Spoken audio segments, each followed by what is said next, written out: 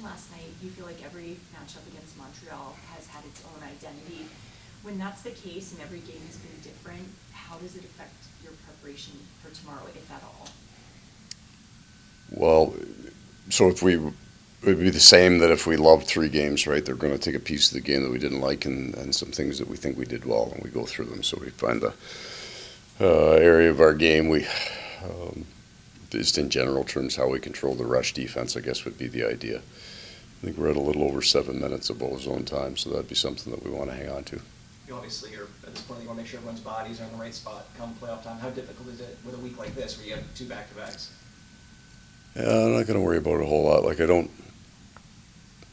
think of what happens 2 weeks from now, tomorrow, other than, you're not going to run your bench to an extreme level, but you're not doing that most nights anyway, unless you've had 4 days off. Maybe you'll run some guys to 25, and we did the other night just to get them kind of 2 nights ago. That was an overtime game, and then but you'll be mindful of it. I won't spend much time thinking about 2 weeks from now. Coach, we saw Matthew doing some skating out there. Just yeah. How good is it to see him on the ice and just what is it to see?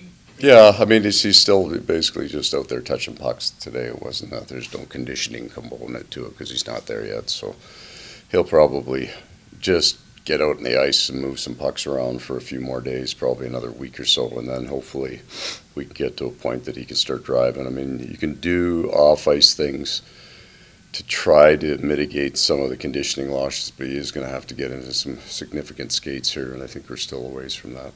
Coach, on that's been since like February 20th, he was on the ice. Just as for us of us that haven't played professional hockey, how tough is it to get back in that shape when you've been away that long? You can't stay in game shape unless you're playing games. It's game sharpness more than conditioning. We can do a bunch of stuff off the ice. There's, his VO2 numbers may be better when he comes back and all that, but it's just a sharpness thing, and you need to get into some games to do that. But this guy's got a lot of games under his belt, so those guys that have played for a while can usually make enough minor adjustments in their game to buy themselves time till they get just the timing down. And is this the first time he's been on the ice?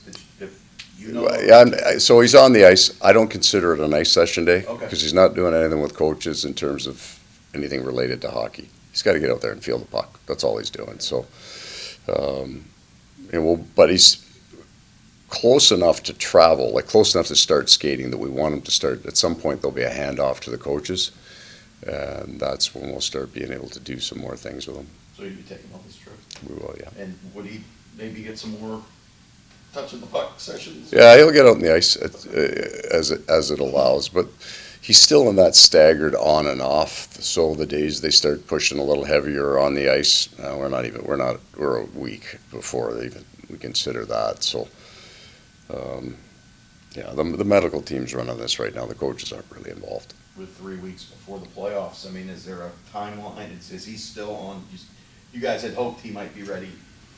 Yeah, we're still. I mean, that's what we're still shooting for. Depending on when those games get scheduled, may have an impact on it.